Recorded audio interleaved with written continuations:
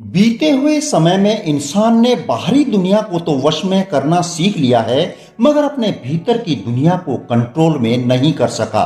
मनुष्य का मस्तिष्क लगभग 86 अरब न्यूरॉन्स और उनके बीच अनगिनत कनेक्शन से बनी हुई एक जटिल और आश्चर्यजनक संरचना है, जिसे हम अपने अस्तित्व का हार्डवेयर कह सकते हैं।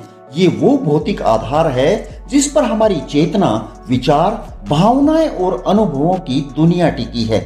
इस हार्डवेयर की विशेषता ये है कि यह लचीला और अनुकूलनशील है। न्यूरॉन्स के बीच नए कनेक्शंस बन सकते हैं और पुराने कनेक्शंस मजबूत या कमजोर हो सकते हैं, जिसे न्यूरोप्लास्टिसिटी कहते हैं। दूसरी ओर हमारा मन वह सॉफ्टवेयर है जहां अनुभवों की दुनिया है जो हमारे जीवन के प्रत्येक क्षण में संचित होती है। हमारी संवेदनाएं, भाव और विचार ये सभी अंदरूनी तौर पर मन के अंदर ही महसूस होते हैं। ये सॉफ्टवेयर पूरी तरह से मनमाने ढंग से काम नहीं करता, बल्कि सॉफ्टवेयर में कुछ पैटर्न कोडेड हैं। ये एक तयशुदा सिस्टम में इस तरह प्रवाहित होते हैं जैसे प्रोग्रामर्स के द्वारा बनाए गए एल्गोरिदम से कंप्यूटर के आउटपुट निकलते हैं। इसका सीधा सा मतलब ये है कि मस्तिष्क की अवर्णनीय जटिलता एक ऑपरेटिंग सिस्टम की तरह है, जिसका अध्ययन करते हुए इसकी समझ को और बढ़ाया जा सकता है। यानी कि आपके लिए अपने दिमाग का इस तरह सुधार करना संभव है कि इसमें क्रियात्मक बदलाव लाया जा सके। जैसे एक कंप्यूटर का सॉफ्टवेयर हार्डवेयर को कार्य करने के लिए निर्देशित करता है, वैसे ही हमारे अनुभव और पर्यावरण मस्तिष्क को व्यवहार और प्रतिक्रियाओं के लिए निर्देश प्रदान करते हैं। यह सॉफ्टवेयर हमारे जन्म से लेकर वर्तमान तक के अनुभवों, सिखलाई और सामाजिक अंतरक्रियाओं का परिणाम है।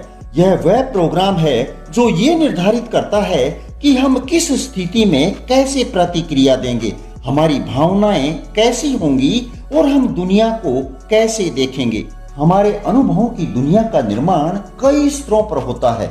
इसमें हमारी व्यक्तिगत यादें, सांस्कृतिक प्रभाव, सामाजिक अंतरक्रियाएं और पर्यावरणीय कारक शामिल हैं। उदाहरण के लिए एक बच्चा जो जंगल में पलता है, उसके अनुभव और उसका सॉफ्टवेयर एक शहरी वातावरण में पले बच्चे से भिन्न होगा।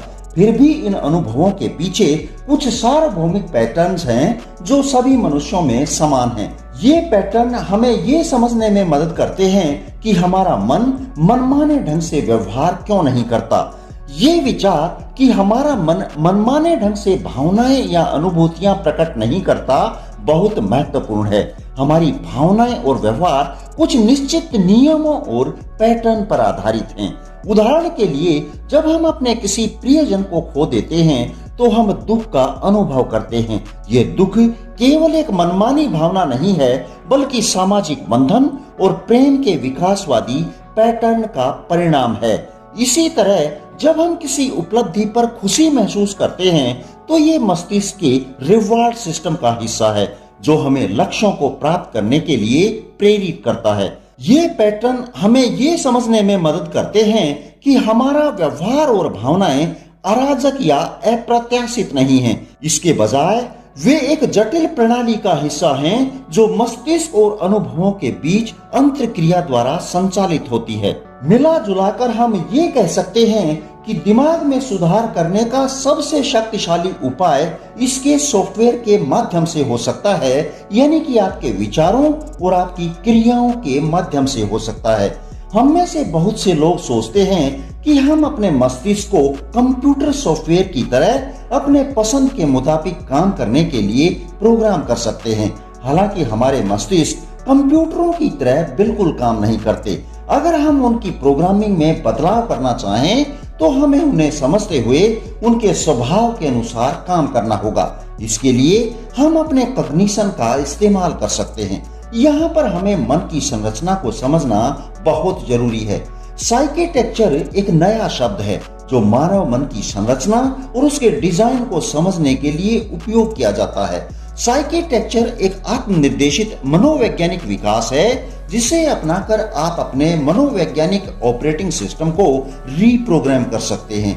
ये शब्द साइके यानी कि मन और आर्किटेक्चर यानी कि संरचना से मिलकर बना है। साइकेटेक्चर का अध्ययन ये समझने की कोशिश करता है कि हमारा मन कैसे काम करता है, इसके पैटर्न क्या हैं और ये पैटर्न कैसे विकसित हुए। साइकेटेक्चर का सिद्धांत ये है कि हमारा मन एक संरचित प्रणाली है जिसमें हार्डवेयर यानी कि मस्तिष्क और सॉफ्टवेयर यानी कि अनुभव दोनों शामिल हैं। इस प्रणाली को समझने के लिए हमें ये देखना होगा कि कैसे प्राकृतिक चयन ने हमारे मस्तिष्क को गढ़ा है और कैसे हमारे अनुभव इस हार्डवेयर को आकार देते हैं। मेडिटेशन और माइंडफुलनेस हमारे सॉफ्टवेयर को संशोधित कर सकती हैं, जिससे हमारी भावनात्मक प्रतिक्रियाएं और व्यवहार बदल सकते हैं। न्यूरोप्लास्टिसिटी इस पूरी प्रक्रिया का एक महत्वपूर्ण हिस्सा है। यह दिमाग की वह क्षमता है जो एक व्यक्ति के जीवन को बदलते हुए नए सिरे से संगठित कर सकती है। उदाहरण के लिए, जब हम कोई नई भाषा सीखते हैं तो मस्तिष्क में नए न्यूरल कनेक्शंस बनते हैं। इसी तरह जब हम किसी दर्दनाक घटना का सामना करते हैं तो मस्तिष्क उस अनुभव को प्रोसेस करने के लिए नए पैटर्न विकसित करता है। प्लास्टिसिटी हमें ये समझने में मदद करती है कि हमारा सॉफ्टवेयर स्थिर नहीं है, ये निरंतर बदलता रहता है और हमारे अनुभवों के आधार पर विकसित होता है।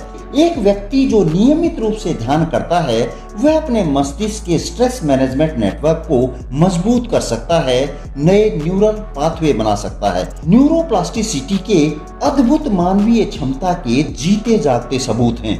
दिमागी चोट से पीड़ित ऐसे व्यक्ति भी मिल जाएंगे जिनके दिमाग अद्भुत तरीके से खुद को रिवायर करने के तरीके खोज लेते हैं और दिमाग का दूसरा हिस्सा उनके क्षतिग्रस्त हिस्से का काम भी संभाल लेता है। अंत में मैं यही कहूंगा कि कोई भी व्यक्ति यदि वह चाहे तो अपने मस्तिष्क का मूर्तिकार बन सकता है। यदि आप चाहें तो आत्म जागरूकता, सीखने और सामाजिक बंधन के माध्यम से खुद को अपडेट कर सकते हैं और जीवन को अधिक संतुलित और संतुष्ट बना सकते हैं। यदि वीडियो पसंद आई है तो इसे लाइक, शेयर और चैनल को सब्सक्राइब करके आप हमारी मदद कर सकते हैं। चलिए फिर मिलते हैं ऐसे ही किसी दूसरी शानदार वीडियो में। अपना और अपनों का ख्याल रखिएगा। धन्यवाद। जय हिंद, जय भारत।